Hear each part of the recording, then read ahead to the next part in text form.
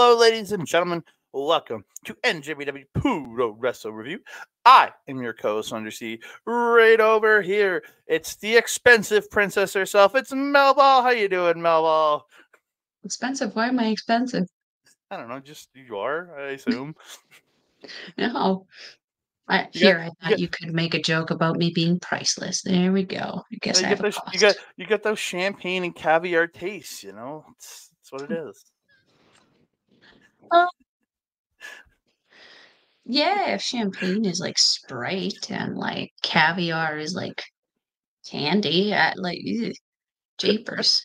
It is an interesting day today, my friend. I had a nice day back at the gym. I took a couple of days off because I was exhausted from last week's wrestling excursions. My social battery was just at negative 100. Um, had a leg day today. Saw a friend of mine at the gym who I haven't seen for a long time. Got a nice chat with him. Heard some feedback from the Top Talent Show from a few people who attended. Really had a good time with that main event. What a day. Been fun.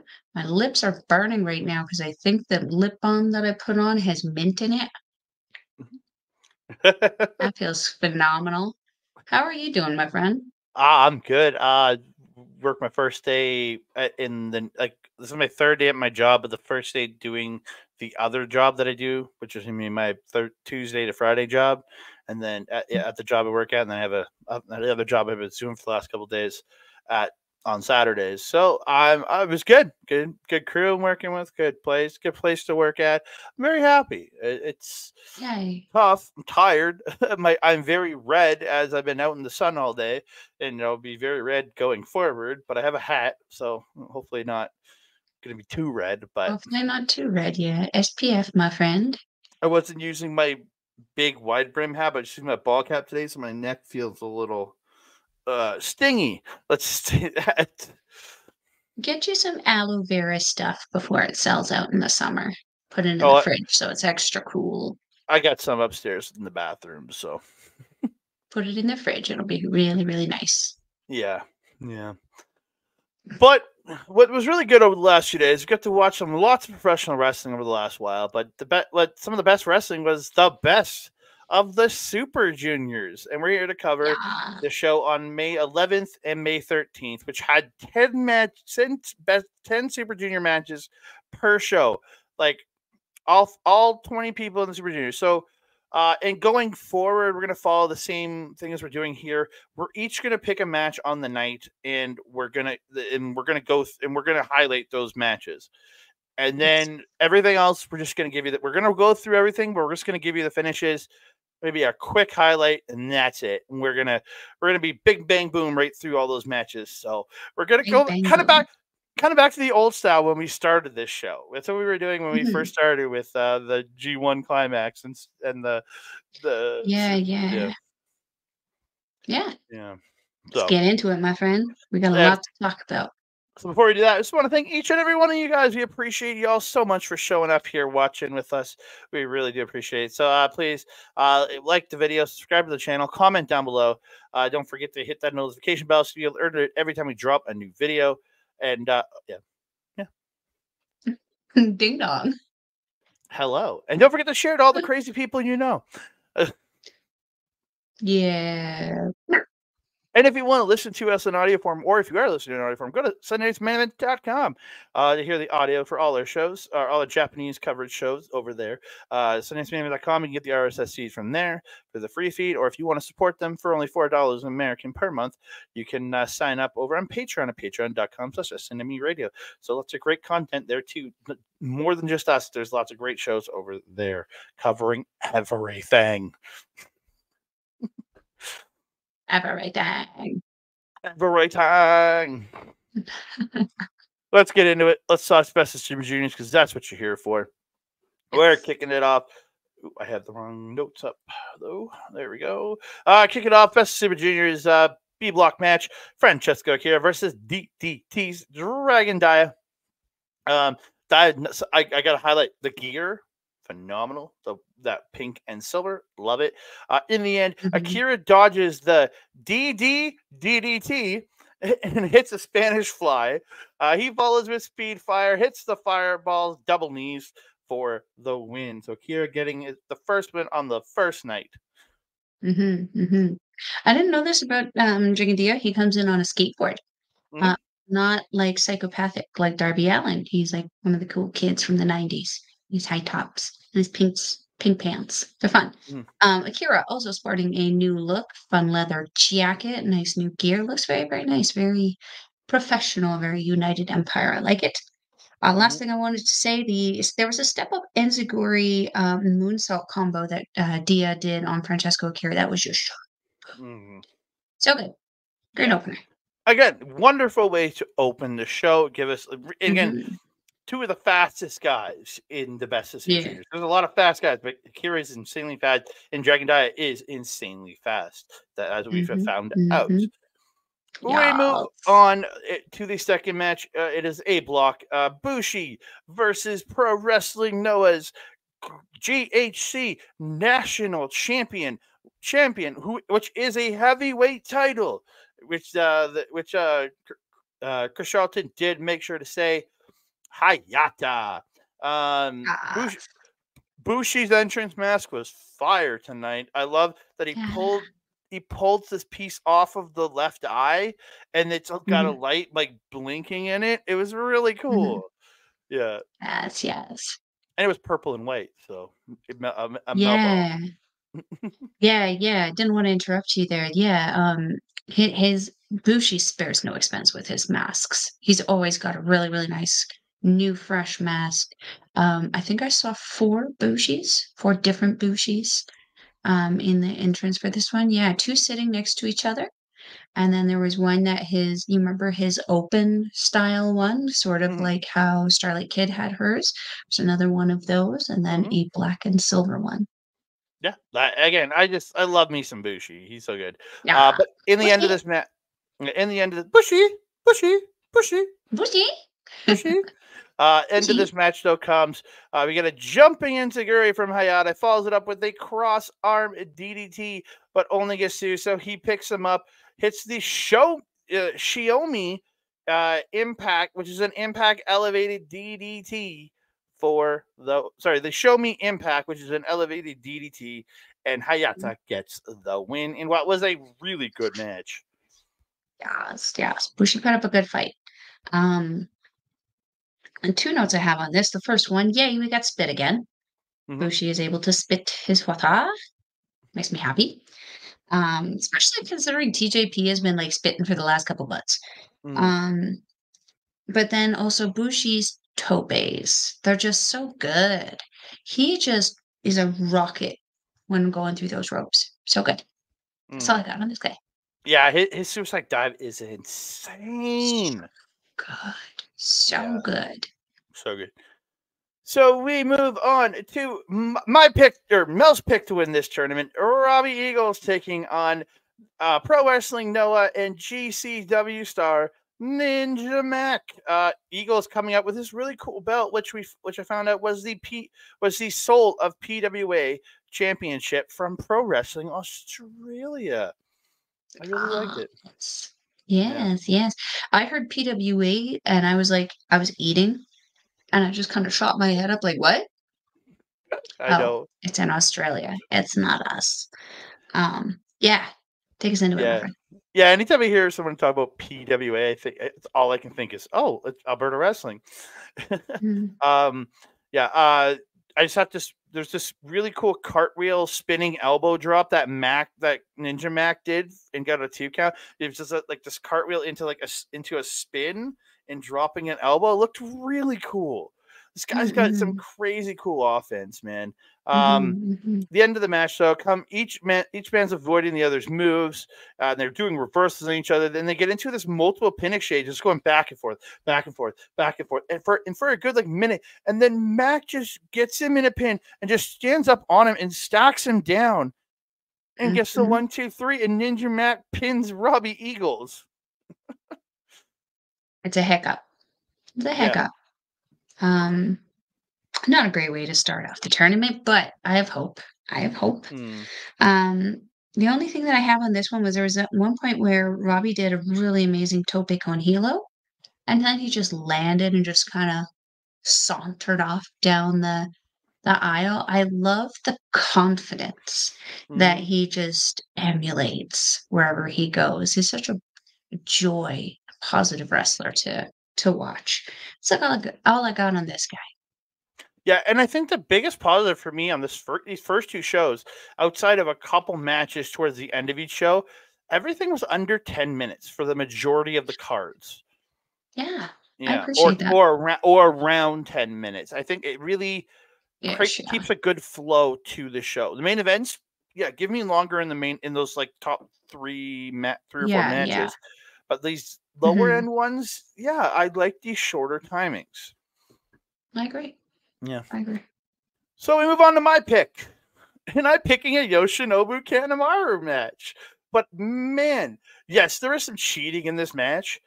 But goddamn, was this a good match? Kosei Fujita out wearing these really cool new pants of his that have like fire on them. Yes. Oh, like So this. cute. It's this whole it's this evolution into the Japanese young punk that his Mhm, moniker is. I think is absolutely phenomenal, and he's mhm. evolving everything. He's just looking so good. Um, Yes. Kanemaru attacking immediately, taking it to the floor. He runs him into the chairs. Kanemaru sweeps Fujita on the apron, slams his knee. He gets up onto the apron with him, takes the knee as if he's going to slam the apron, and then pulls him off, and he brings it down, slamming it onto the floor. Looked just rough. Um, Mhm, he continues to work over the knee throughout the match. Fujita does get fight back with that beautiful flying kick of his. Uh, Kanemaru ends up throwing the ref into Fujita as he was going for his springboard attack. He threw him into the ropes at Fujita, and Fujita came crashing down. Um, mhm. Fujita does get the springboard drop kicks, stopping a Centauri surprise that went everywhere in the air. Just kicking that Centauri surprise out of him. And he gets a 2 count. Kanemaru attacks the knee again, applies the figure 4, but Fujita does make it to the bottom rope. Kanemaru grabs the ref on when Fujita's going for the rolling chaos theory, but stopping it. But then he gets the bottle, but the ref takes it away. Kanemaru mule kicks Fujita in the knee, and he goes running off the ropes. But then he gets popped up. Fujita catches him, hits a sweet German. Um, then he follows up with his new finisher, the abandoned hope, which is a suplex into a cutter, and he Mhm. gets the win. Mm. I somehow knew that this would be your pick just for how good this match was. Mhm. I don't have a whole ton to add to this one. Beside like I also really, really like that new gear. It kind of gave me like a little bit of Julia vibes where like the pants were baggier and then tucked into the top of the boot. And then he had like a couple little we'll call them thigh flaps, just kind Mhm. of on the side there that had some logoing on them. Really, really sharp new gear. I Mhm. really, really like it. And the arm things too. When he first came out, I was like, he looks like a young Seema. Mhm. Yeah, Remember Seema? very much so. Yeah, I remember seeing it. Yeah. Yeah, oh, I would agree with you there. I never even thought about that. Yeah, as soon as he came out, I'm like, oh my God, he looks like Seema from the last time we saw him with Lindemann. Broke my heart. I miss seeing him. Um, Kanemaru always has a tendency to work towards that figure four. He's kind of like I don't want to say a broken record because he does do this in every match, but he does it in a very different way to each time depending on who he's facing. So he manages to keep it interesting. What I did find even more interesting about this was that he didn't need House of Torture to do any work or anything whatsoever. He kind of took care of the heel shenanigan stuff on his own and kinda gave us a break from the torture, which I hope continues into the tournament. Yeah, that's all I got on that. Yeah, I thought I loved seeing Fujita, and again, like it took me like everything within me to not pick Fujita to win this tournament, being that it is only his second time. No, it's his first time in the tournament. So there's the chances of him winning are so small. But again, he gets a win right off the hop, and I'm like, did I pick right picking Over Drilla a Moloney? veteran too. Yeah, This isn't Dragon Dia who's just coming in. This is an established veteran in this company, and the heel master Yoshinobu yeah, Kanemaru. So crazy. yeah. This is a guy who's been around forever. I think he's got the most GHC Junior Heavyweight Championship reigns. I think because they I were talking wouldn't. about it. Because Chris Charlton was talking about it during one of Hayata's matches. That Hayata is a multiple-time former GHC Junior Heavyweight Champion, and I Mhm, guess Kanemaru had multiple, or he's got the most amount of time with the title, or mhm, something. He's has a record there within the Junior Heavyweight division for the championship. So yeah, mhm. this guy's a true veteran, and Fujita beating him was huge. Yeah, Absolutely. yeah. So I move on to the other part of House of Torture in this tournament. Just wasn't this match was I was considering this match for probably the first 2/3 of it, and then bullshit happened. It's Show versus Drilla Moloney. Um, what the fuck Show was wearing on his head when he came out? I don't understand. I don't know what that is. You know what it is? I don't, it's, I know what it is. The real question is why it is.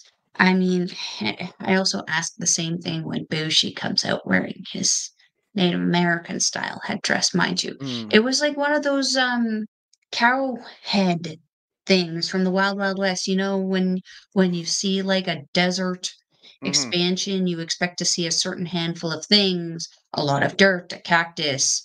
Um, what's the things that are rolling? Tumbleweeds. Tumbleweeds. Tumbleweed and a cow skull, and that's what that was, a cow skull. And And then he had Chris, a Chris, backpack torso. That was the worst part, the backpack torso. yeah, it was weird. That backpack was weird.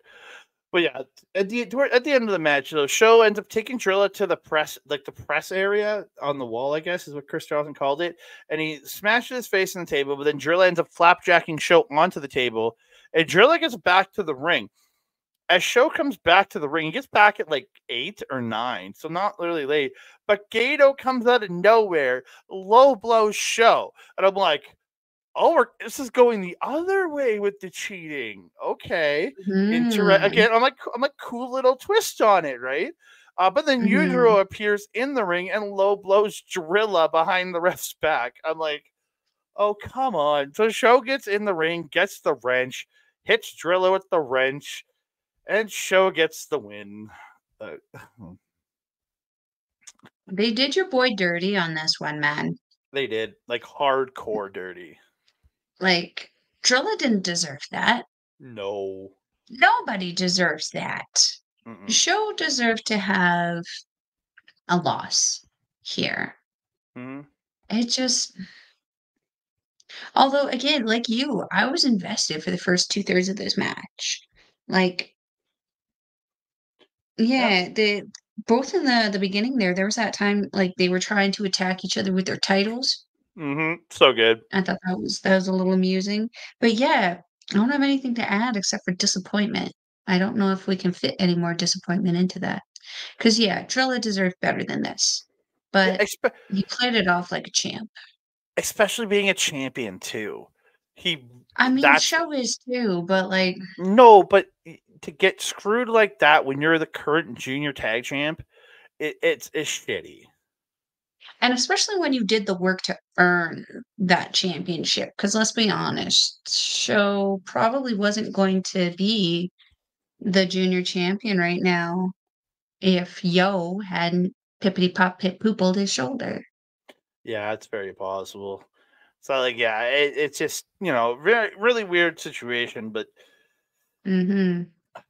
my boy's 0-1. I'm picking him to win. So I mean, and what we were mentioning beforehand is there's always a Cinderella story in mhm. the NJPW tournaments where they start somebody off slow and then start a build.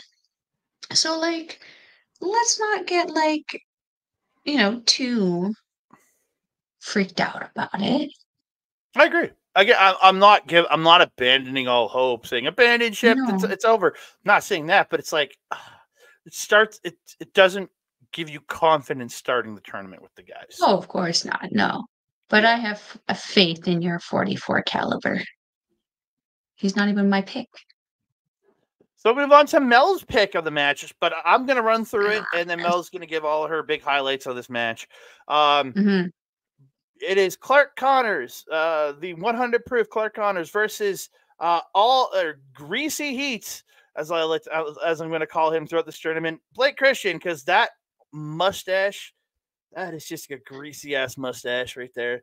Holy moly, is that the way it's shaved, everything's just so greasy. Yeah. I'm not gonna fully agree.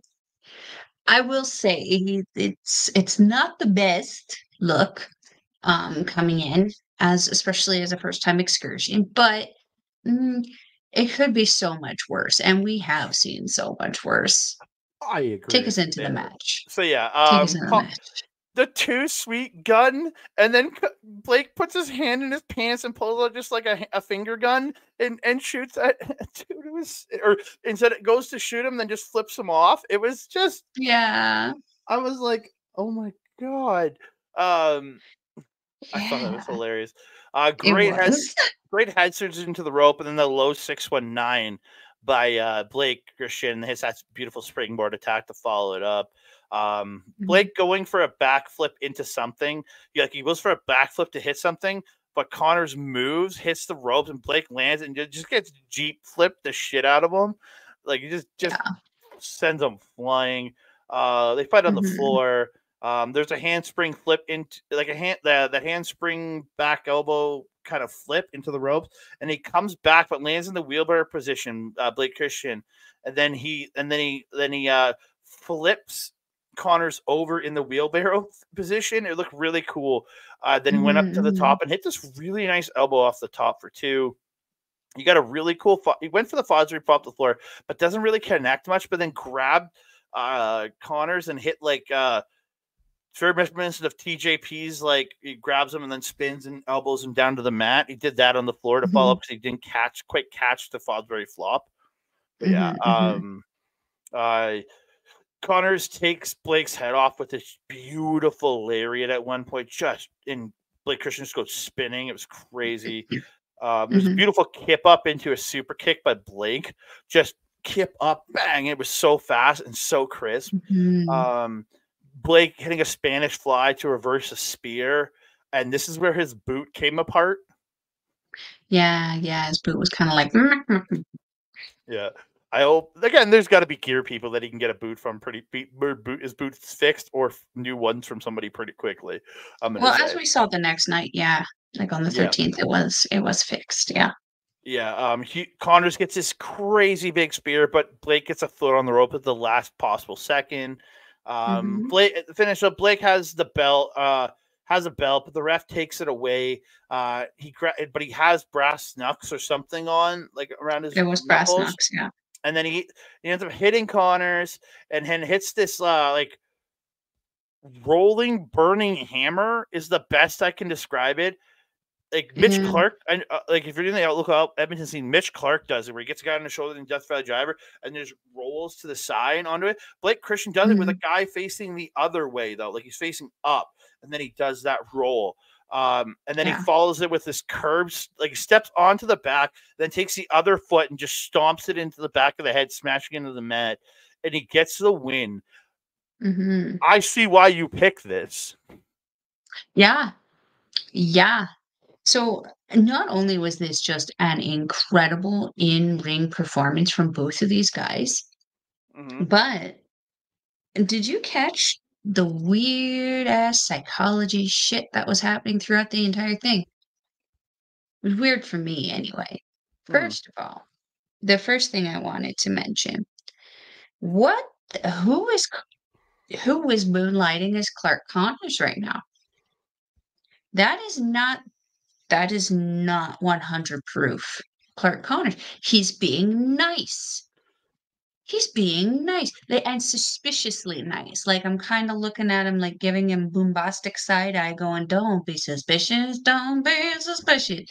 It's weird. We also are seeing a different look for him. We've been seeing him in black for the last year. He's in his silver leopard print again, and he was kind of like, again, playing to the crowd a little bit, not getting in their faces. We saw a face-ish turn for this. I'm going to assume for the tournament in this, from one of the people who I expected to be the most savage. And Mhm. we saw Blake Christian here, coming out cocky and everything. The crowd's like, "Yay!" And he's like, "No, you're supposed to boo me." And he spent a lot of the match trying to convince the crowd to boo him.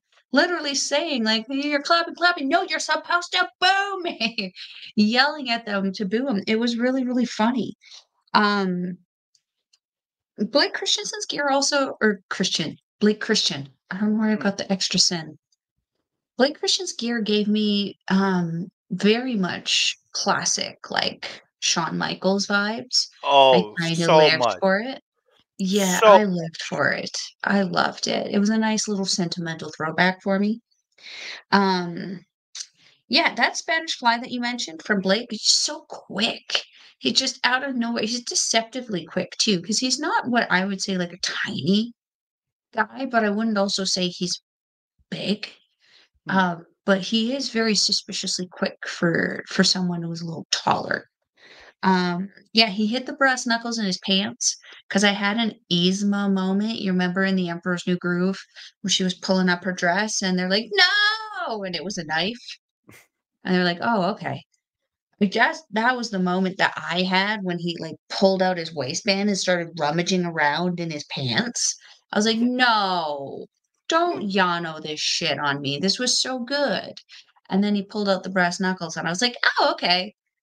That probably smells disgusting, but okay. I could live with that." if it smells I was disgusting, though, it probably makes it more effective. I mean, clearly so, because picked up a win over the other half of the IWGP Junior Tag Team Champion. Yeah. Just say, I mean, I don't really know that he has friends right now over in NJPW, but hypothetically speaking, if he gets Drilla Moloney into the US, Mr. Christian could be awaiting a tag team championship opportunity, being that the War Dogs can make it there. Yeah, I really, really liked this match, but again, like it was a little confusing, and that was why I liked it so much because it was just like suddenly some new characters that one of which I already thought was established, kind of showing me something new, but then the in-ring competition was just so solid and so fire. So Mm. good. So good. So we move on. It is Taiji Ishimori versus Douki. And Robbie Eagles is on commentary at this point, and I have to make this comment that he said. He said, Eagle says, MySpace people are big fans of Douki. Ouch. Why did that hurt so I much? know it really pained me when he said it. Like, I'm a fan of Douki. I'm not a MySpace person. It really hurt, I Robbie Eagles. was. I Yeah, I was. was, not anymore. Is it even still a thing? It's a website, but it's not what it was. Jesus. Yeah. Well, that's So news to me. the end of this match, they're trading holds, they're rolling around. They get into a Douki pin. Douki gets into the Douki chokey, but as he goes to roll to reapply, Ishimori catches him, lifts him up, hits this beautiful bloody cross out of nowhere, and gets the win. I was like, oh damn, Ishimori Yeah. here to play. Yeah, yeah. It was like the rest of the match was just him kind of mucking about, and something about the Doki Choki pissed him off. And he was just like, "No, end game. We're done. Yeah, Reset." Or Doki. Doki Choki. We got a we got Doki Choki. we got a Doki choke. And in an Australian accent, but not it wasn't the same. It wasn't the At same. least Eagles tried. He did He did. try. He did try. He did try, and we appreciate the effort. I mean, I really do. it's better than like, I love Chris Charlton, but you British. You trying to do an Australian, no. It's Yeah. no bueno. No bueno. No Bueno. bueno. So we move on to TJP versus Kevin Knight.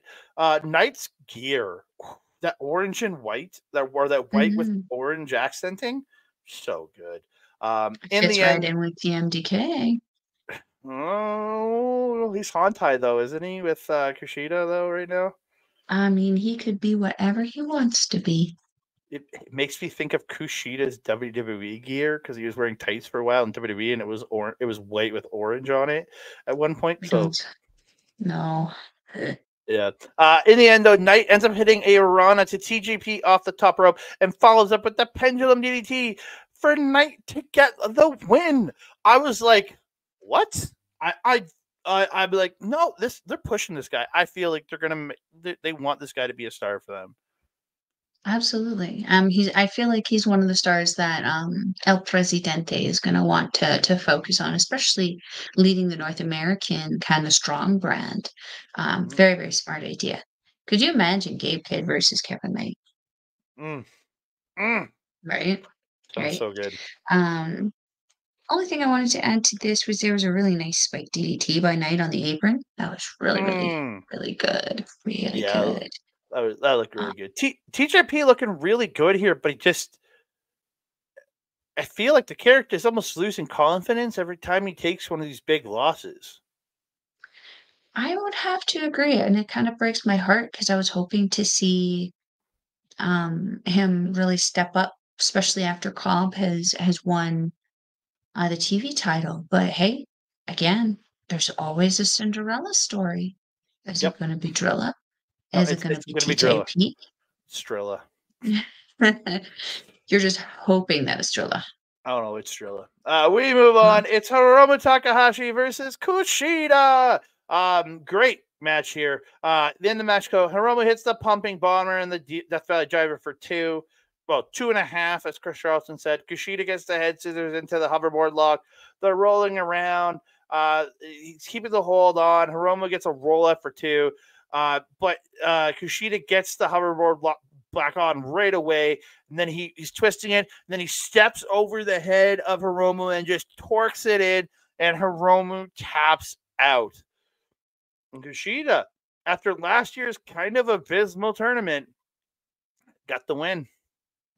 Starting strong and making the ever popular Hiromu Takahashi question himself right out the gate. Mm-hmm. Could be both a good thing and a bad thing because you just throw off the groove of the grooviest dude in the Super Junior locker room. You like my pun there? Yeah, I do. I do. Um, but it's true. You throw off his groove, you have there's really only two ways for him to go.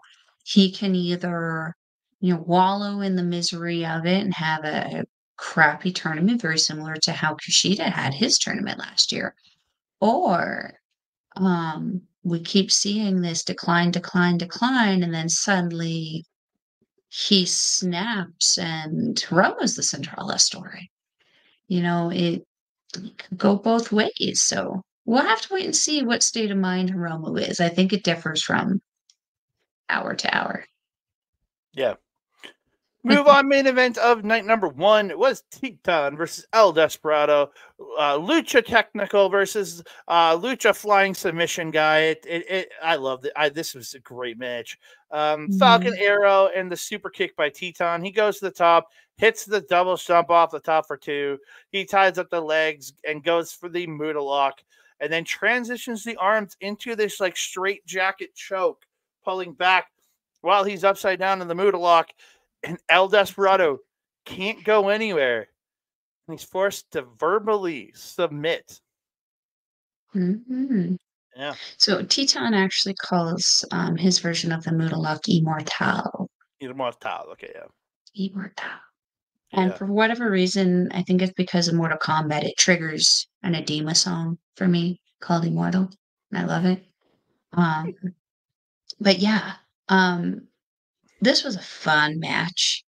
I do really love the Lucha Libre inspiration. Teton starting off fire. I suspect that Immortal is going to be a winner for him in this tournament because where are you going? I mean, once he ties you up in the legs, you only have your arms to really go with, and if he traps your arms as well and chokes you out with them, I mean, what do you do? Yeah. How do you get out of that unless you have a size advantage, which you probably don't if you're in the Super Junior tournament? Ah, what a way to end the show. Yeah, it was an absolutely wonderful first night of the tournament. Like nothing, 100%. even Show's shitty win, the match he had up until the last couple minutes was still a really good match. So like I can't, Agreed. there's nothing bad on this show. Kanemaru, outside of trying Kuchida a couple times, was just a perfect Yoshinobu Kanemaru match against Fujita or Mhm. Kosei Oh, Fujita. yeah. Yeah. So we move over to night number 2, May 13th. Before we get into this, Chris Charlton on the commentary with Callum Newman making his Ah, commentary debut. I thought he not the best guy that's been on there, but he's definitely far from the worst. He did a good job. I think he did a good job on I there. agree. Yeah. I agree. I thought he did a very good job. He was very, very knowledgeable, very interesting, had some interesting insights to some of the people, even had a little bit of some banter, some interactions with some people at ringside. Yeah, he was really good for that. And Yeah. yeah, I feel like he's going to be the support for TJP and Francesco Akira being there on opposite Mhm. nights going forward. He'll be their I feel like he's going to be their tag partners, their tag partner in the undercard tag matches. Oh, I okay. think that's where he's going to be there for that support as Mhm. their tag partner in the undercards. So Pushes, pushes. faux shizzle. Faux shizzle, Monizzle. But we're getting into it. Blake Christian, Kevin Knight. It's Mel's pick right off the bat. There seems to be a Mhm. little bit of a theme here with Blake Christian. She likes some greasy, eh? Um, Okay. Come on now. You saw what we ate after we went to that party and we got McDonald's? Yes. And apparently so do you. the again, Kevin Knight again. The gear that black with the blue accent on his gear looked fine. The guy looks so good, He looked like ELP to me. It looked like he stole ELP's gear for that. but it suited him. It Cool. suited him so well. Yeah. Um, Blake dodges and does the crotch chop, so Knight ends up tossing him to the floor, hits a plancha, Mhm. he gets him back in and hits a running frog splash for 2. Blake actually gets the Fosbury flop on this one. He lands it, but then follows up, picks him back up, and does that final cut thing again, like TJP does. He Yeah. did it. So it seems like he goes to Fosbury flop, then picks him up and does that on the floor. Just it seems like that's his Oh, it sequence. was a Fosbury I didn't know what to call it, so I just wrote down a tope con what the fuck. No, when you go to the rope and then you go backwards over the top like that, Yeah, it's you and even back Chris flip Charlton over, said yeah. it, and Chris did say it is a Fosbury flop. Yeah, I was making pancakes. I didn't hear him. and then he actually stomps the hand of Knight on the floor too. Yeah. Yeah. Like you're making pancakes and you didn't invite me. Oh, I'm hurt a little. Hurt a little. You didn't invite me for pancakes. It was pretty late, sir. So, um, And you worked the next day. So yeah. Um, he does that spot where he ties the legs up with his feet on the knees, and he does that Mm, stomp the knees into the mat, like Blake Christian did. mhm, Knight gets a sky high spine buster to Christian at one point. Blake hits his Uranagi into this inside out senton where he was hit the Uranagi, then he's facing away from him and does his front flip and then hits like a senton while front flipping in the mhm, opposite direction, lands on him, then goes to the top, but misses the stomp. It was just like, yeah, it was really cool. Just a really cool sequence. The end mhm. of it came though. Blake hits a stunner on the apron. Blake stops the pendulum DDT in the ring. He ends up kicking the rope into the crotch of Kevin Knight. Nasty, nasty. Then he hits he hits that like step on the back and then curb stomp the head on the apron. Then hits a springboard 450 splash in the ring to get the win. This man keeps telling us not to cheer him, but he's other than the heel tendencies, he's doing all these moves that make you want to cheer him. Right? And I was gonna say again that he struggled in this one because the crowd really wanted to cheer him. He's like, "No, boo!" And then you have Kevin Knight, again, very faciest face. He loves playing to the crowd, and the crowd loves playing to him. So it was like the crowd was very much a little confused, but eventually they caught on when Blake started doing more heelier stuff. Then they started booing him, and he immediately was like, "Yeah, that's what I want." It's really interesting to watch his character kind of developing over here, only on his second match too. Um, yeah, that Sky High by Night was so good. You know me with those spine busters though, or those back kind of droppy things. I just love the simplicity but effectability of them. Um, what else? That springboard 450 for the win was just so impressive. Everything about Blake is so impressive. Wasn't he part of the WWE NXT for a little bit? Not as far as I know. I'm pretty sure he's been he was the GCW. He's been GCW forever. Well, I I could be know he wrong. went there after.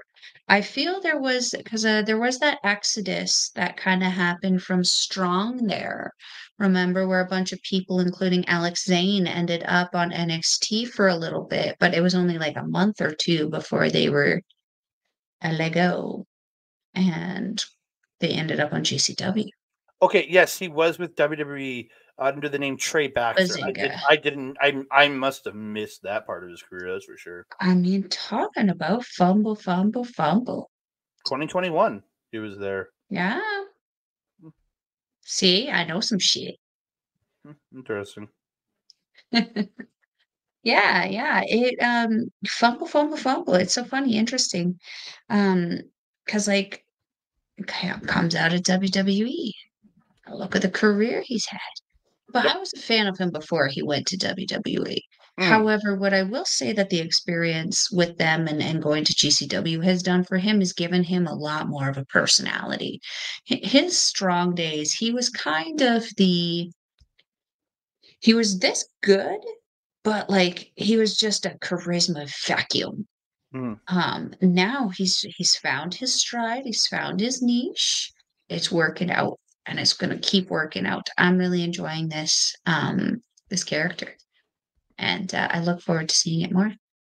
Yeah, me. I think he's done tremendous since Mhm, going mhm, heel and doing just incredible work since he left WWE. Yeah, he only started mhm. in 2017, so this guy's only been in his career for about 7 years now and has done a lot. Like worked with GCW strong before the pandemic, and then went to WWE for a year. Has come back working or AEW, Ring of Honor, GCW. He's a current GCW World Champion. So that's a huge, like I think it's a huge win for NJPW to have him here in this tournament. 100%. So we move on to my pick of the show, which is the second match of the night. Was Francesco Akira versus Ninja Mack. I'm picking this because of one specific spot I need to highlight in this match. Not just because it was an incredible match. These guys just moved quickly. It had this just Mhm. tremendous match. Akira hits this beautiful drop kick to Ninja Mac after offering the handshake at the beginning. Just baits him in, drops Rude. him, sends him to the floor. He hits the aggressive plancha. And then Akira hits the high cross back in the ring. A high aggressive plancha, just like Bill Ospreay. Um, Akira ends up catching Mack in the corner and gets him with a tarantula in the ropes. I was like, ooh, going back to his Tajiri roots. Mhm. Mack with strikes and a roundhouse because he's great, like mid strikes to the midsection, like these old palm strikes look really good.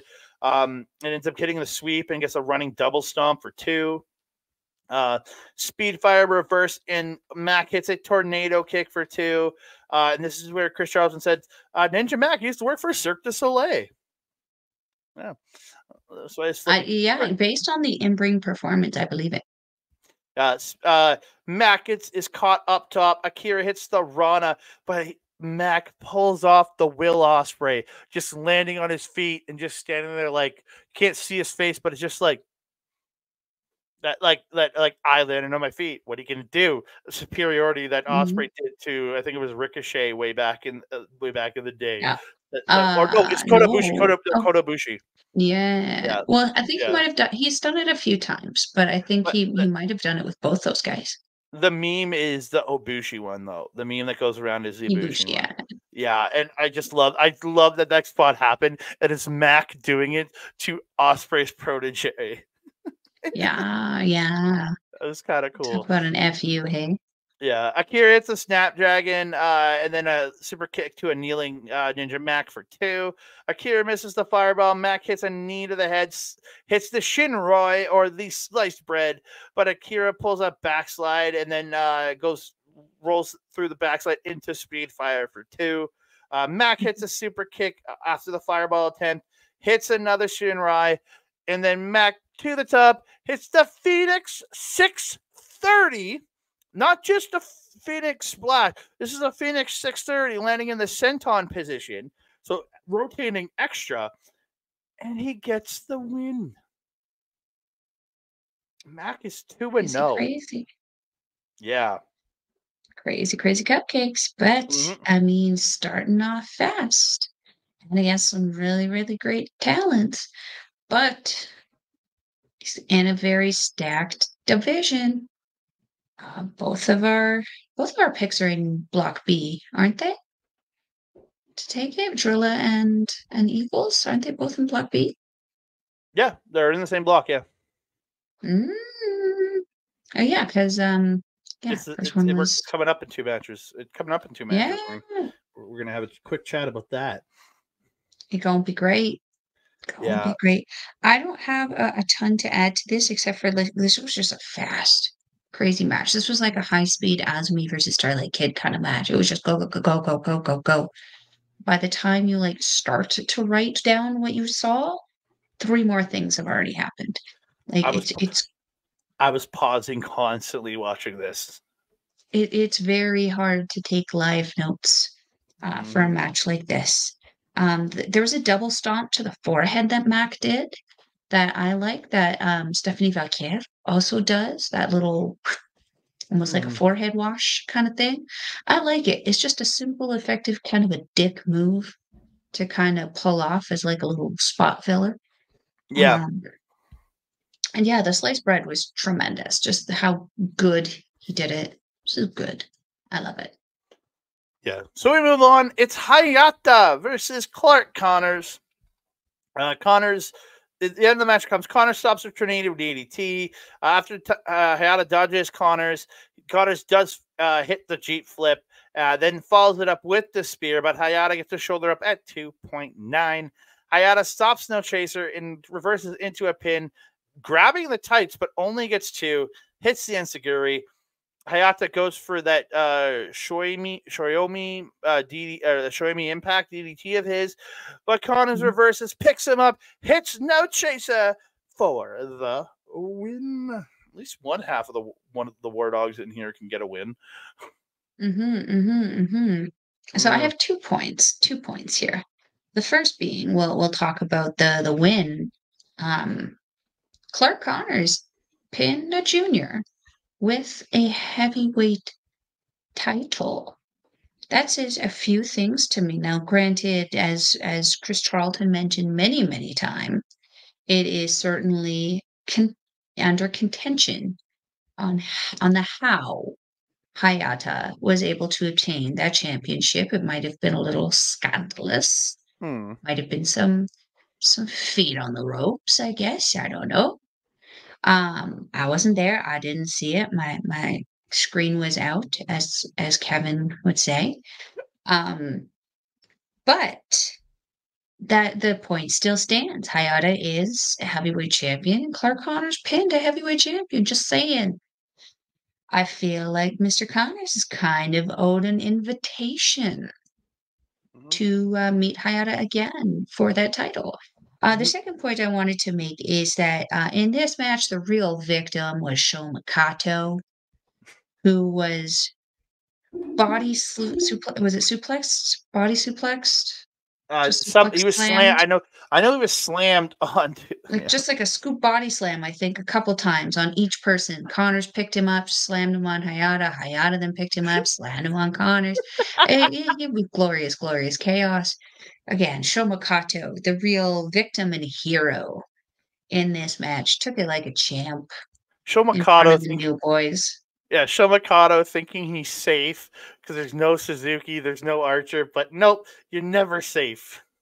You're never safe when there's War Dogs and Hayata, apparently. Yeah, this was actually a really fun little match. I enjoyed this. Yeah. And We're gonna again, talk. though, real quick, sorry, real back, go back. Connor's still acting facey. Yeah. He's Again, he's he's still faced. it's weird. I think because he's faced two outside heels. That's the thing. With both Christian and Hayata both coming in as Yeah, strong, developed heels in the promotion, I think that's why he's had to play a facier person than normal. I get that. But Yeah. he is a heel and an established heel in the heeliest heel faction in the company. We have a preconceived notion of who Clark Connors is based on the last year and a half. We kind of Yeah. like, for me, I kind of expect that. And I also know that Clark Connors is that damn good. He could figure out, if given an opportunity, a way to out heel the heels if he was given some free, I think, a little bit more free reign. So, Yeah. put trust in your heels, guys. Let him heal. Unless this is what he's doing and he's going to be stepping away from Bullet Club, but just right now, it kind of seems like he's kind of like, I don't know, stoned. Yeah. Is he Nobody wants stoned at that. Bullet Club? Yeah. Nobody I wants don't him want out him of to Bullet leave Club. either. I feel that he is one of the people establishing and really cementing the reputation of this generation of Bullet Club. Mm-hmm. Very much so. Yeah. Mhm. We move on to. We're going to talk about it. Mel's pick versus my pick to win this whole thing. It looks Mhm. like he's like trying to punch Robbie Eagles in the face, and Robbie Eagles just like absorbing it with that. "Urgh." It's hilarious because the 2 fingers are just sticking out the other side of his head. Yeah.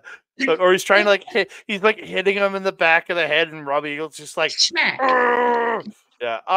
We're not gonna go through this one saying, but like, by God, the chops in this match from both men were just solid. Drilla just working on the ribs of Robbie Eagles in this match, man. Yeah. Mhm. Yeah, this was Mhm. like I don't know, these guys just absolutely beat the piss out of each other throughout. Yeah, there's a great roll with a rolling around on the mat after Eagles misses the 450. Drilla lifts him up into and hits a power bomb. He follows it this like running kick to the face for 2. He goes for the Drilla killer, but Eagles gets this beautiful reversal and brings him down into the Ron Miller special. And Eagles gets a submission victory, and I just almost everything broke inside of me. I was like, no. Was that when you sent me the message of I need to reconsider what my pickings were? Yeah. My guy is 0 Uh, 2 on the first 2 nights, and your guy is 1 1, and I'm like, so again, Eagles beats him in every tiebreaker now, and I'm like, ah, yeah, but Cinderella story. What happens if Drilla goes undefeated for the rest of the tournament now and Robbie picks up a couple wins? That'll outplace him, right? yeah, There's always going to be those Cinderella people. mhm, And Drilla was kind of put a little bit on a pedestal before this tournament kind of started. And he's kind of been knocked off that pedestal.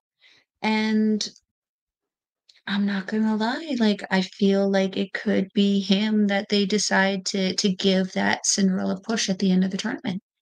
yeah. So don't lose faith in your 44 caliber.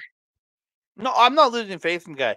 It's just I'm just frustrated, but I still have faith that I feel Drilla that. Moloney can at least get in the second place position.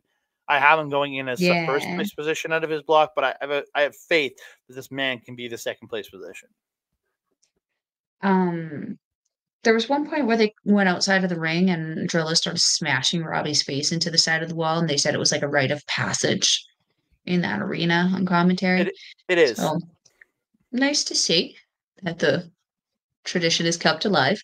R.I.P. Robbie's face.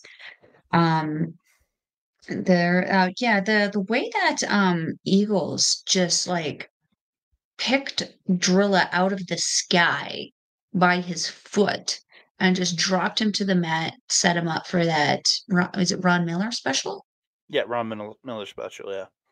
Yeah, the way he just plucked him out of the sky and just sat him down. Come here, little boy. Let me tie you up.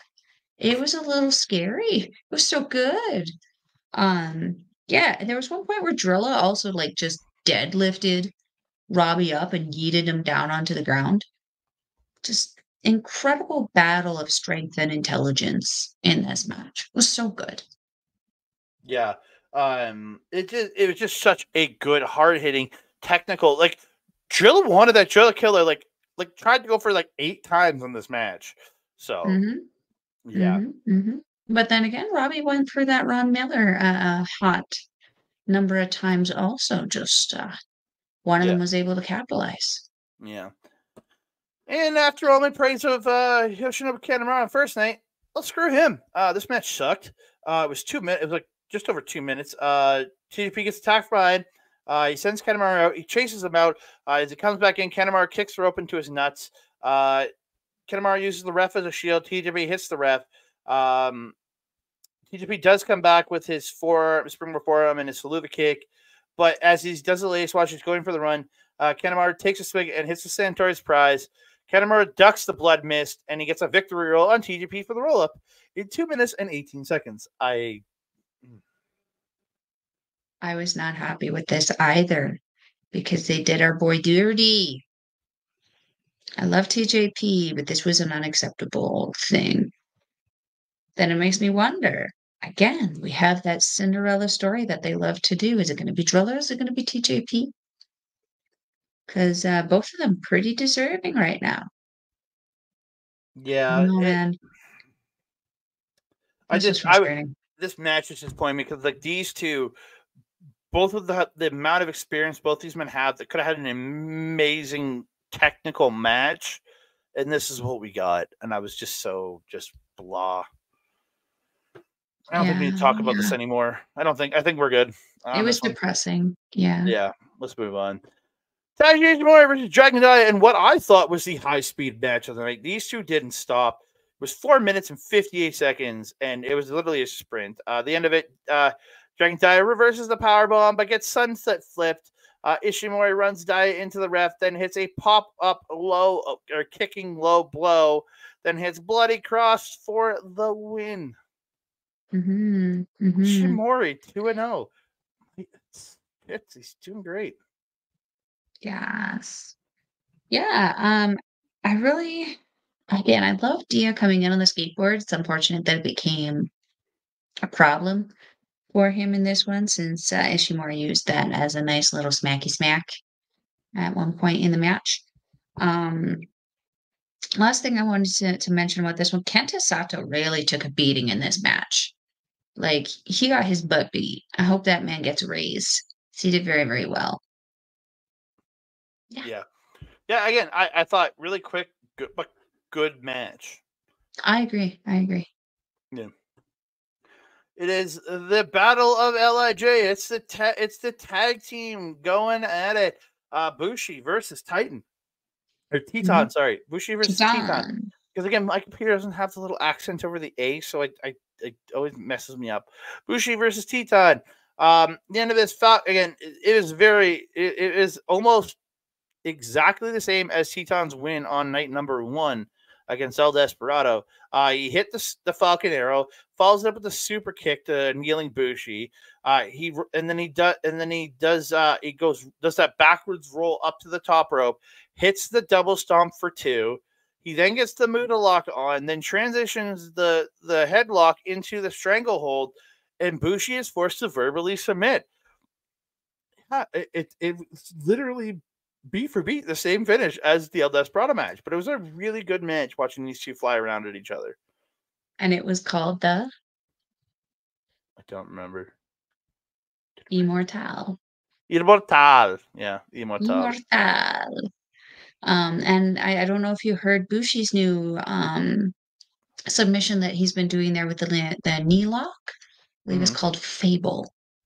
Ooh. Yeah, I got some really cool, fun names coming out of these fun little moves. There was that one point where Teton was diving off the entrance way, very similar to how Akira did in the battle against the War Dogs, and I'm fairly certain somebody did it I think it was Teton, did it last year, against, Watto, I believe, in the Mhm. finals.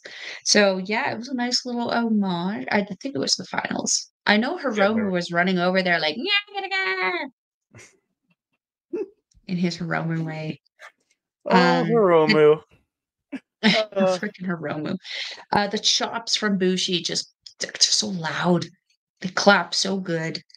But yeah, I really, really like that Immortal. yeah. It's such a very fun thing, and it really shows off the flexibility of Teton. That sometimes he like over flexes and has to adjust himself before grabbing onto the hands, trying to Yep. lock in that choke. Yeah, fun match. Very fun match, especially the two regularly masked people. Yeah. So we move on to Kushida versus Sho. In the end of this match, Sho gets the wrench, but the ref sees it and tries to take it from him. Yujiro attacks, but Kushida ends up like just punching him in the face. Then Sho comes over, hits the low blow. He goes for shock arrow, but Kushida gets out and then flips him over into a jackknife cover and gets the win to go 2-0. So then Sho and Yujiro attack him after the match, but Kevin Knight makes a save. And then Chris Charlton had the best thing talking about this post match is that telling it's like the story of Kushida. He wasn't even invited to this tournament originally because he had such a poor performance last year. He wasn't even supposed to be here.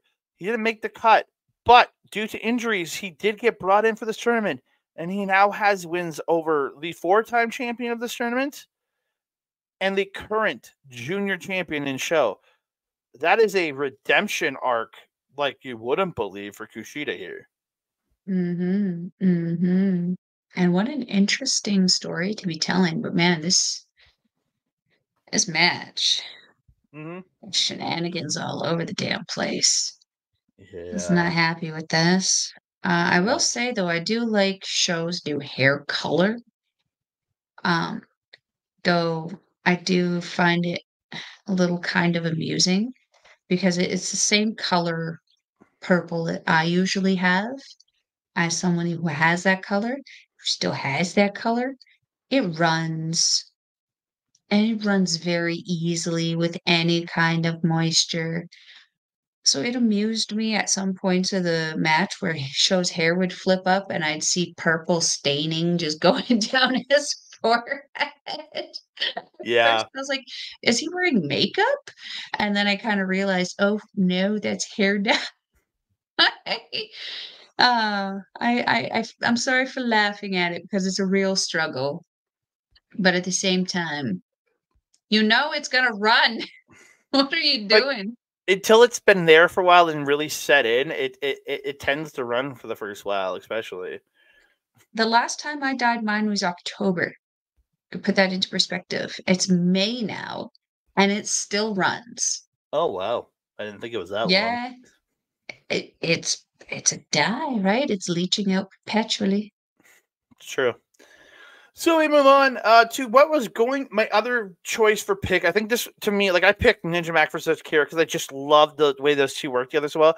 This probably Mhm, was the best match on the show in like if you go by pure in ring for me it was this match. But I just love the way Akira and Mack work together.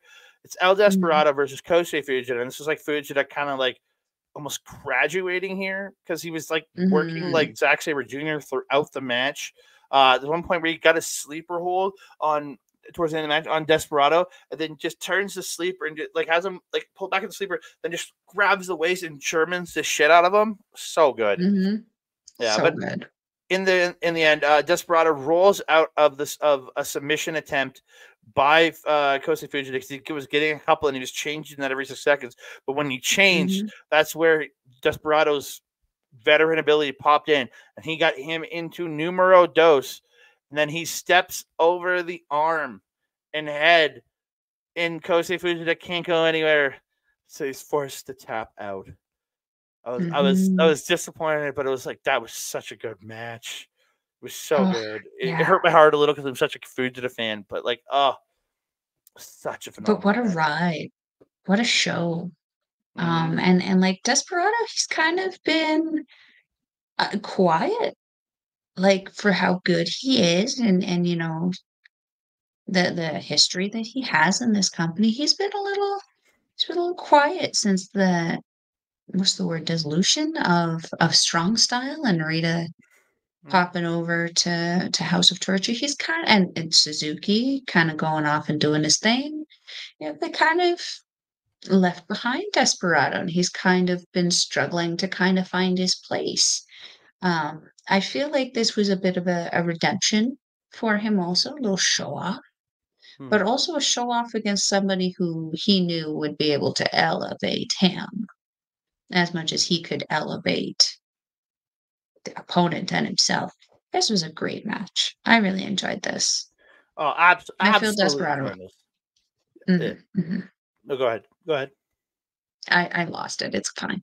I apologize. I was just gonna say absolutely tremendous. I was just playing up on. I thought you were done. I started to say absolutely tremendous match. Like this might. Mm, I think I'm gonna put this on my list for in my top junior matches of the year so far for our Chop Talk at the start of 2024 or 2025, giving out our best of 2024 awards. So stay yes. tuned in January of next year for that.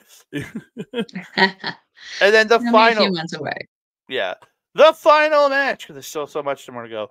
Hiromu Takahashi versus Douki. This, again, is another one that was just, from start to finish, so good. Both men just showing everything they can do here. In the end, though, Douki does get the Douki Choki on. He repositions. Hiromu tries to go for a suplex, but Douki pulls the Douki Choki again, and Hiromu hangs on. He tries to pick him up and slam him down to break it, but Douki just puts it in tighter. Eventually, Hiromu just falls to the mat.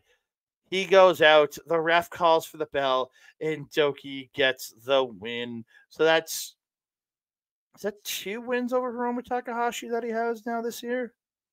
Correct. Because he won in that just 5 guys versus LJ thing, and then he He wins here. does. Man, one of us should have picked this guy to win it. We should have, but Jesus. I mean, when it came down to it, it was my head and my heart, right? Mm-hmm. He was one of them. I made the choice at Robbie Eagles. Mm-hmm. I'm sticking with my choice, though. I feel like this is a good opportunity for them to really push TMDK a little bit, especially after that shit that went down at Resurgence. We'll talk about that in a couple days. Don't worry, ladies and gentlemen. We'll be covering that in a couple days here. Yay! Yeah. Wootenanny. Yeah, Doki Choki. Doki Choki. That's all I got to say about that. I'm just happy. Doki Choki. And win with the Doki Choki. Did you hear Colin Newman say Doki Choki? And he just Oh, went so Doki, funny. and he didn't even try to go gravelly with it. He just went Doki Choki. Like he didn't even go gravel. He didn't even try the He was graveliness. excited, yeah. He didn't even try the graveliness of it. Nah, I was like, nah. I respect you for that, sir. I mean, he's already got the British accent too, right? It would have Yeah. sounded just as silly as Kevin or Chris Charlton saying it. Yeah. Doki But we have Choki. Doki Choki. But we have come to Doki the end of it. Choki. We've come to an end of another episode of NJPW Puroresu Review. You can find me on the X at That Canada Guy, TikTok, Instagram, and Threads at That Canada Dude. You can find me on Facebook at Andre Melball Wrestling Talk or on our YouTube page in the comments at youtube.com/ at Andre Melball Wrestling Talk. You can hear us in audio form over at SundayNightsMainEvent.com. Check out the RSS feed. You can get us a bunch of the shows they have there for free, including our shows over there for free. Or if you want to support them for some exclusive content, you get some entered into some stuff that they do. Patreon.com/SNME Radio for only $4 American per month. You get some great stuff there. Support them. Great team. They're friends of ours. They're helping us getting our message out there to the world about our love for professional wrestling. So support them. Please support our friends over at twitch.tv/ourlocalestablishment or youtube.com/@ourlocalestablishment. Our friends over at OLE, we love them to death. We love those guys. As this comes out on Wednesday, Wednesday night, I will be over there doing Marvel talk with my boy Oled, my alternate tag team partner when Mel's not available. We're going to talk X-Men's final 3 episodes. Tolerance is Extinction. Episodes parts 1, 2, and 3. I am so excited to wake up tomorrow morning and watch the final episode of X-Men 97 Season 1. I cannot wait. So check those out. 8 p.m. Mountain Standard Time, 10 p.m. Eastern Standard Time over there. You can check us out on Marvel Talk. And it will be up on the YouTube afterwards for everybody to watch. I want to also thanks our boy Mike the Ref over at Backbreaker Video for simulcasting all of our stuff. All the other great content he has is AEW watch alongs there. If you want to watch AEW live with him, go to twitch.tv/Mike the Ref, where you can find him doing the AEW watch alongs every Wednesday, every Saturday, and every AEW pay-per-view Sunday. You can also find all the gaming content he has every other day of the week, and even some of gaming on those same nights as wrestling. You can check all that out, twitch.tv/Mike the Ref. Or if you want replays of his gaming content, go to youtube.com/@backbreaker_gaming, where you can find him, Mr. PJC, Mr. Rick Jules right up there, and the awesome, the wonderful Kayla J. Kayla J. Kayla J. Kayla J. Kayla J. We love Kayla J here. Mm-hmm. Melball, where can they find you?